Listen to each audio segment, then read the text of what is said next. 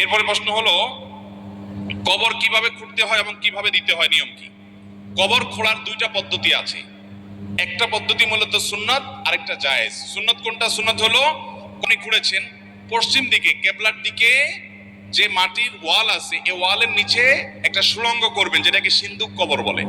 সুড়ঙ্গ করে ধরেন 1 বিঘত বা 1 হাত এরকম যতদূর পারেন সুড়ঙ্গ করে লাশটাকেও সুড়ঙ্গ ধরে পশ্চিম দিকে ঢুকাই দিবেন। এরপরে আপনি বাঁশ দিয়ে, চাটাই দিয়ে, মাটি দিয়ে দাফন করবেন। এটা হলো সুন্নাহ সম্মত কবর।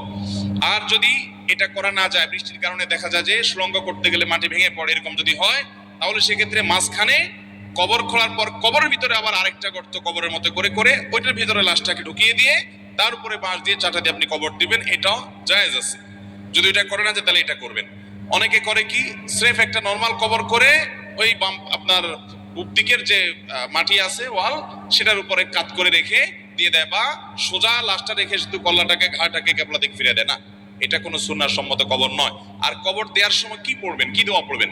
বিসমিল্লাহি আলা মিল্লাতি রাসূলিল্লাহ অথবা বিসমিল্লাহি আলা সুন্নাতি রাসূলিল্লাহ। এই বিসমিল্লাহ বলে আপনি লাশ কবরে রেখে মাটি দিয়ে দাফন করবেন। দাফন করার শেষ কেবলার দিকে ফিরে আল্লাহ যেন তাকে সওয়াল জবাব সহজ করেন সেজন্য দোয়া করবেন এবং তার জন্য মাগফিরাত কামনা করবেন। বাস, এছাড়া আর কোনো দোয়া নাই। আমরা ওই যে মিনহা খালাকনাকুম ওয়া ফিহা নুঈদুকুম ওয়া মিনহা নুখরিজুকুম তারাতান উখরা, কবর দেওয়ার সময় এই দোয়াটার কথা বলি, এটি কোনো বিশুদ্ধ হাদিস দ্বারা প্রমাণিত হয় নাই। এখানে বলবো ইসলাম মিল্লাতি রাসূলিল্লাহ, আর ওইভাবে যে সিন্ধু কবরে রাখবেন, এটাই সুন্নাহ। সন্তান যদি কারোর না হয়, এর সাথে জান্নাতি হওয়ার জাহান্নামী হওয়ার কোনো সম্পর্ক। আমাদের দেশে কোনো পুরুষের যদি, কোনো মহিলার যদি সন্তান না হয়, এই মহিলাকে সমাজের মানুষ মনে করে এই বোধহয় খুব খারাপ মানুষ, এর কপালে সন্তান নাই। এর মতো একটা ফালতু কুসংস্কার আরেকটা আছে কিনা আল্লাহ জানে। আরে ভাই, অনেকের ছেলে মেয়ে হয় কিন্তু অমানুষ, ওর কর্মের কারণে সে জাহান্নামে যাবে। বিধায় কার ছেলে মেয়ে হয়েছে হয়নি, এর কারণে মানুষের ভালো মানুষ হওয়া, খারাপ মানুষ হওয়া, জান্নাতি হওয়া, জাহান্নামে নির্ভর করে ভাইরা আমার। বরং কাউকে আল্লাহ সন্তান দেন নাই, তিনি আল্লাহর প্রতি কোনো অভিযোগ করেন নাই, আল্লাহর এই ফয়সালা মেনে নিয়েছেন যে আল্লাহ হয়তো আমার এর জন্য কল্যাণ আছে, সন্তান হলে আমার আরো বরং ক্ষতি হতো, খারাপ সন্তান হতো, বিকলাঙ্গ হতো, অসুবিধা হতো, আমি হয়তো সবর করতে পারতাম না, আমি আপনার ফয়সালা মেনে নিয়েছি। কেউ যদি সবর করে তাহলে বরং সন্তান হয় নাই যে দম্পতির, তারা যে সবর করলেন, তারা যে ধৈর্য ধারণ করলেন, এর কারণে তারা বরং জান্নাতে যেতে পারে। বিয়ে কাদের করা জায়েজ আর কাদেরকে করা না জায়েজ? একজন পুরুষ কোন সব নারীদেরকে বিয়ে করবেন না, একজন নারী কোন সব পুরুষদের সাথে বিয়ে বসবেন না, হারাম। এ সম্পর্কে সূরা নিসার 23 নম্বর আয়াতে আল্লাহ রাব্বুল আলামিন 14 জনের একটা তালিকা দিয়েছেন। এর মধ্যে প্রথম হলেন মা। একজন পুরুষ তার মায়ের সঙ্গে বিয়ে বন্ধনে আবদ্ধ হতে পারবেন না। দ্বিতীয় হলো বোন, তৃতীয় হলো কন্যা, চতুর্থ হলো খালা, এরপর হলো ফুফু, এরপর হলো ভাতিজি, তারপর হলো ভাগ্নি, তারপর হলো শাশুড়ি, তারপর হলো পুত্রবধূ, এরপর হলো নিজের স্ত্রী, যিনি যার সঙ্গে তিনি সংসার করেন, শারীরিক সম্পর্ক করেছেন, এই স্ত্রীর অন্য ঘরের কোনো কন্যা যদি থাকে তাকে বিয়ে করা যাবে না।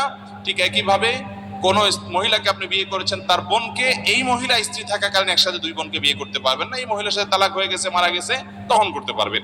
এর পাশাপাশি অন্যের স্ত্রী থাকাকালীন অবস্থায় ভদ্র মহিলাকে আপনি বিয়ে করতে পারবেন না।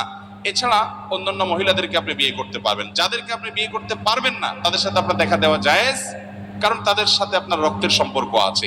আর যাদেরকে আপনি বিয়ে করতে পারবেন তাদের সাথে দেখা করা জায়েজ নাই, কারণ সেখানে আপনার পর্দার বিধান আছে, সেখানে আপনার মনের ভিতরে বাজে চিন্তা আসার সম্ভাবনা জোরালো, সেজন্য সেখানে পর্দা করার নির্দেশ করেছে, কারণ সেখানে বিয়ে করার অপশন খোলা আছে। আমার স্বামী চান না কোনো বেগানা মহিলা আমাকে দেখুক। শুক্রবার মসজিদের আশেপাশে গ্রাম হতে অনেক মহিলা আসে, তাই আমি যদি মুখ ঢেকে সালাত আদায় করি তাহলে কি সালাত হবে? দেখুন, আমাদের দেশে এরকম একটা গ্রুপ বাইর হয়েছে অনেক আগে থেকেই, শুধু আমাদের দেশে না, এরকম গ্রুপ সৌদি আরবেও আছে। তারা মনে করে মহিলারা মহিলাদের সাথেও পর্দা করবে, এই জন্য অন্য মহিলার সাথেও দেখা দেয় না, বোরকা পরে মুখ ঢেকে রাখে। এটা ফিতনা এবং গোমরাহি, এতে কোনো সন্দেহ। মহিলাদের সাথে মহিলাদের কোনো পর্দা নাই, পুরুষদের সাথে পুরুষদের কোনো পর্দা। অতএব কোনো মহিলা তিনি অন্য মহিলাদের সাথে দেখা দিতে পারবে না, এটা স্রেফ বাড়াবাড়ি। কোনো স্বামী যদি এরকম বাধ্য করেন তাহলে তিনি গুনাহগার হবেন। একজন নারী হিসাবে আপনার জন্য স্বামীর এই কথা মানা আপনার জন্য আবশ্যক নয়। ভাই বোনকে বিয়ে দিতে অনেক টাকা পয়সা খরচ করা লাগে। ইন্ডিয়ানদের মধ্যে, ইন্ডিয়ান কোন এলাকাতে অনেক এই অভ্যাসটা, এই আপনার বদ অভ্যাসটা এবং এই বদ কালচারটা অনেক শক্তভাবে গেঁথে আছে, গেড়ে আছে। কেরালা রাজ্যের যে সমস্ত ইন্ডিয়ানরা আছে, মধ্যপ্রাচ্য প্রবাসী ভাইরা বলতে পারবেন, তাদের কোনো মেয়ে হয়েছে তো বস, তাদের লাইফ শেষ। পারলে মেয়ের শরীর ওজন পরিমাণ স্বর্ণ দেওয়া লাগে, এমন একটা অবস্থা। এই নোংরা কালচার কোন মুসলমানদের সমাজে হতে পারে? এখন কথা হলো ভাই, তিনি জমি জমা বিক্রি করে টাকা পয়সা দিয়ে বোনকে বিয়ে দিয়েছেন, অথবা বাবা তার মেয়েকে বিয়ে দেওয়ার জন্য অনেক খরচ করেছেন, তাই বলে বাবার সম্পদে, পরিত্যক্ত সম্পদের ভাগ হিসেবে ওই মেয়ে পাবে না, এরকমটি করা যাবে না। কেন যাবে না ভালো করে বুঝেন। একজন বাবার আল্লাহ তাআলা তিনটা সন্তান দিয়েছেন, তিনটা ছেলে দিয়েছেন। একটা ছেলের শরীরে এমন একটা রোগ হয়েছে যে রোগের কারণে লক্ষ লক্ষ টাকা খরচ হয়ে গেছে, তাই বলে সে কি সম্পদ পাবে না বাবা মারা যাওয়ার পরে?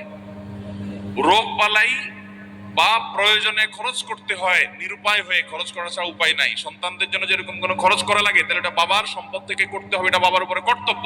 বাবা মারা গেলে বড় ভাই থাকলে তাদের উপর এটা কর্তব্য, তারা তাদের কর্তব্য পালন করেছেন, বিনিময়ে আল্লাহর কাছ থেকে পুরস্কার পাবেন, একটা টাকাও নষ্ট হবে না, সবগুলোর বিনিময়ে আল্লাহ তাআলা বুঝাই দিবেন। এটা মন খারাপের কিছু নাই। আপনি এই কথা বলে টাকা কাটাকাটি করতে পারবেন না যে আমি তো বোনকে বিয়ে দিচ্ছি যৌতুক দিয়ে বা টাকা পয়সা খরচ করে, অতএব তাদেরকে বাবার সম্পদের ভাগ দেব না বা ওইটা মাইনাস করে ভাগ দেবো, নো, এটা করতে পারবেন না। কারণ ওই যে একটা ছেলের অসুখ হলে তাকে যে সম্পদ থেকে বঞ্চিত করবেন সে সুযোগ নাই, তার জন্য যে খরচ করেছেন, তার অসুখ হয়েছে সেজন্য করেছেন, কিন্তু তাই বলে ওটা কাটাকাটি করা যাবে, সম্পদের ভাগ ঠিকই দিতে হবে। তবে হ্যাঁ, বোনদের মধ্যে এই মানবতা থাকা উচিত যে আমার ভাই, তার হয়তো আমার কিছু নাই, যা আছে সেখান থেকে আমার জন্য সব খরচ করছে, এখন আবার বাবার সম্পদে আমি যদি সমান ভাগ তার কাছ থেকে পুরোটা নিতে চাই, তাহলে ভাই কষ্টে পড়বে, আল্লাহ হয়তো আমাকে একটু ভালো রেখেছেন। তখন বোনদের মানবিক দায়িত্ব, ঠিক আছে বাবার সম্পদে আমার এতটুকু পাওনা হয়েছে, কিন্তু ভাই আপনি যা করছেন সেটা তো আমি কখনো শোধ করতে পারবো না, আমি এখান থেকে খুশি হয়ে আপনাকে এতটুকু ছেড়ে দিলাম, অথবা আমি এটা নিলাম না, বা আমি এতটুকু নিলাম বাকিটা আপনাকে দিয়ে দিলাম। এটুকু বোনদের খেয়াল করা উচিত। বোনরা অনেক সময় এগুলো খেয়াল করেন না। অনেক ভাইরা আছেন খাটতে খাটতে খাটতে খাটতে শেষ। একটা কথা আছে বাংলায়, উপকারী গাছের ছাল থাকে না। উপকারী গাছের যেসব ভাইরা অমানুষ, তারা অমানুষই থাকে। আর যারা মানুষ, ভাই বোনদের জন্য, সংসারের জন্য জীবন শেষ করে ফেলে, ভাই বোনরা পর্যন্ত তাদের দিকে একটু মায়াটাও, তারা মন খারাপ করবেন না ভাইরা, কেউ মায়া করার দরকার নেই। আপনার প্রতিটি ভালো কাজের বিনিময় আহকামুল হাকিমিন দিবেন, চুল পরিমাণ আপনার কোনো পরিশ্রম বৃথা যাবে না। যদি আপনি আল্লাহকে খুশি করার জন্য দেন, মানুষের কাছে কোনো ফিডব্যাক আশা করবেন না। আল্লাহ নিকার মান্দাদের প্রশংসা করতে গিয়ে সূরা দাহরে বলেছেন, ওয়ায়ুতঈমুনা আত-তাআমা আলা হুব্বিহি মিসকিনা ওয়া ইয়াতীমা ওয়া আসীরা ইন্নামা নুতঈমুকুম লিওয়াজহিল্লাহ লা নুরিদু মিনকুম জাযাআও ওয়ালা শুকুরা। আল্লাহর নেককার বান্দারা মানুষের উপকার করে বলে কি, তোমাদের কাছ থেকে থ্যাঙ্কসও আশা করি না, আমাকে থ্যাংক ইউ বলার দরকার নেই, আমি যেটুকু ভালো কাজ করেছি কার জন্য করেছি, অতএব তিনি আমাকে থ্যাঙ্কস দিলেই চলবে, তোমাদের কাছ থেকে কিচ্ছু আসে নাই। অতএব তারা সেই কথা মাথায় রেখে, ভাই বোন আপনার কৃতিত্বের স্বীকৃতি দেয় না, কোনো দরকার নেই, আল্লাহর প্রতি ভরসা করবেন ইনশাআল্লাহ।